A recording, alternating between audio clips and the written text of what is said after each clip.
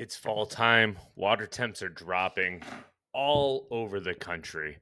And there might be no better time of year to put a giant bass in the boat than right now. And today we're talking about everyone's favorite technique, top water. In the fall, there's no better way than to put giant bass in the boat with a giant bait. And giant topwaters are one of those things that have great drawing power in the fall time of the year. So, welcome to the Lure Lab. As always, I'm your host, the captain, Andrew Full, and today we have a solo episode. So, we're just going to talk about my three favorite topwaters and baits that I think everyone should have in their arsenal.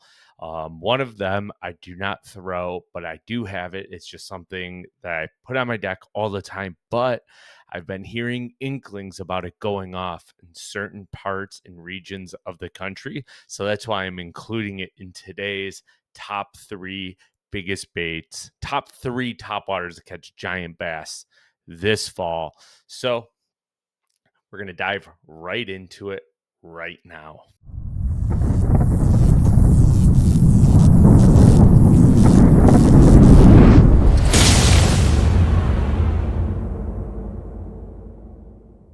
Hopping into it, giant topwaters draws giant strikes, right? And what is a better way to catch a giant bass? I can't think of any other way that's more exhilarating. So we're going to run through them. And the first one I'm going to start with is probably everyone's favorite noisy bait. That is going to be your buzz bait. And there's a ton of good ones. There's a lot of garage makers, mainstream makers, corporate ones, like all over the place. One of the ones I always throw is going to be a War Eagle, like a half ounce, or you can cast it a super long distance, covering flats.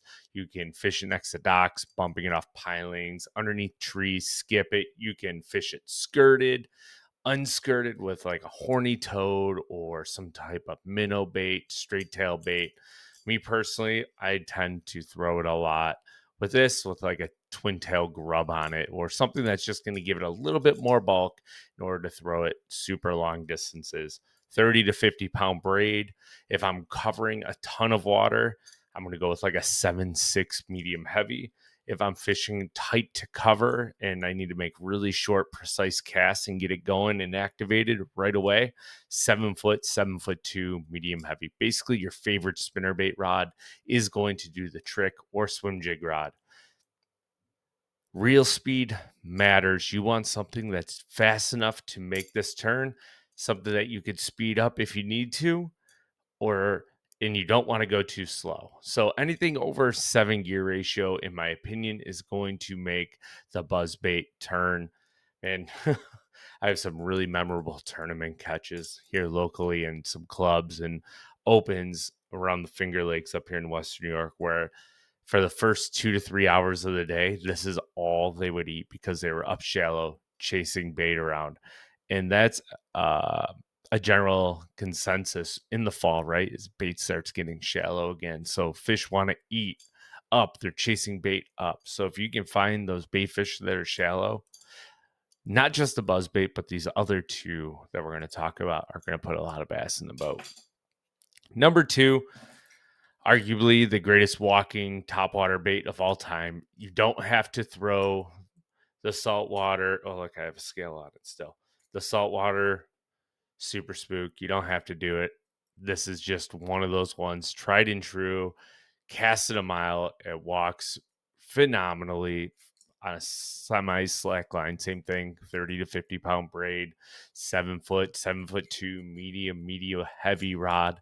Now, when it comes to the rod with this, because it is treble hooks, I do like to try to get something that's slightly more parabolic. And that's because when they eat this, if you jerk it, you're going to miss them. So when they're eating it, I almost continue to walk it until I feel pressure, and then I just reel quicker and lean. And when you reel a little bit quicker and lean into them, they're grabbing it, and you're still like trying to walk that bait as they're grabbing it. what's going to happen is you're going to feel that rod low because they're going to grab it and start swimming away. So you don't have to super aggressively hit them. You can just speed up your reel speed as you feel that pressure and just sweep into them. And they're going to be gridlocked every single time.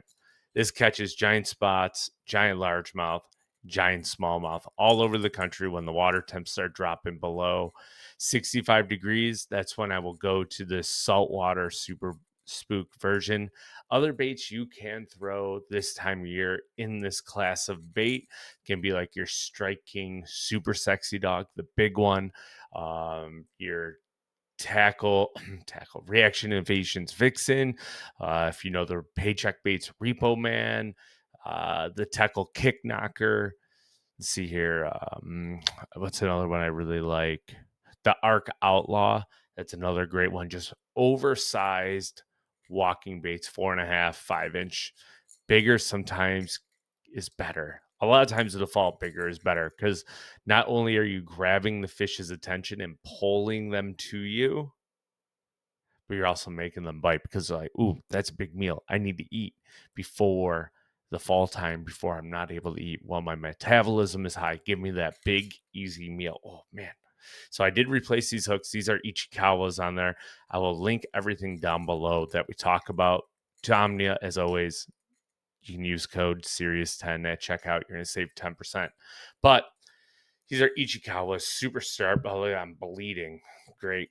That's fantastic. But topwater baits, always change out your hooks. This is like a hybrid kind of an EWG because EWG, in my opinion, on topwater is great.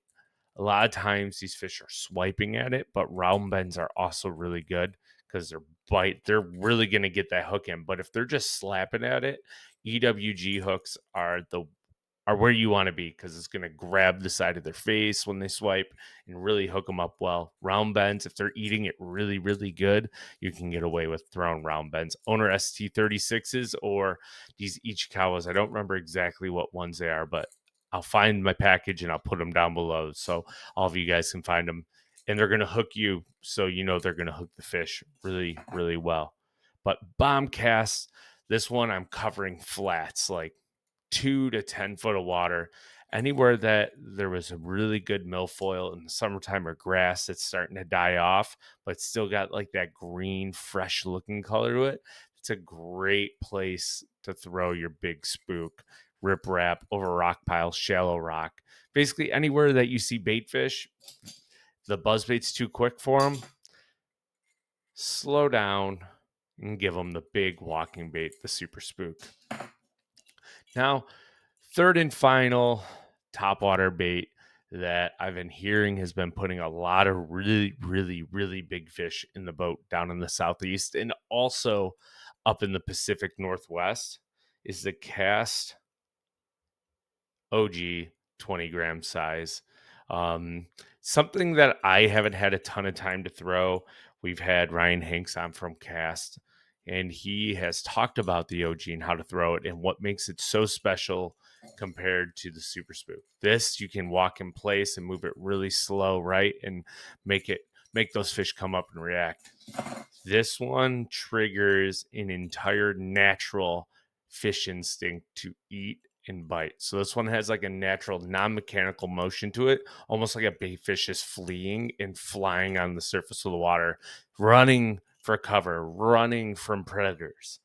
That's where the OG comes in handy. All your herring lakes down south, big gizzard shad, anything that moves super, super quick as bait, that's where the OG is going to come into hang. And it sits up and down in the water like so. So you know when it's just sitting there on a pause. If you see that bait bob a little bit, one probably swiped at it. So if you've never checked out the Cast OG, it's one that I do recommend. This is a limited release color in Gypsy. They're doing limited release colors every once in a while. And this is one of the original wood ones. So this thing is sweet. I need to throw it more. I've tied it up a few times on deck. I go to pick it up and I forget about it. But like I said, I've been hearing rumblings about some giant, giant bass being caught on this bait down in the southeast right now and all the way up in the Pacific Northwest. So make sure you check it out.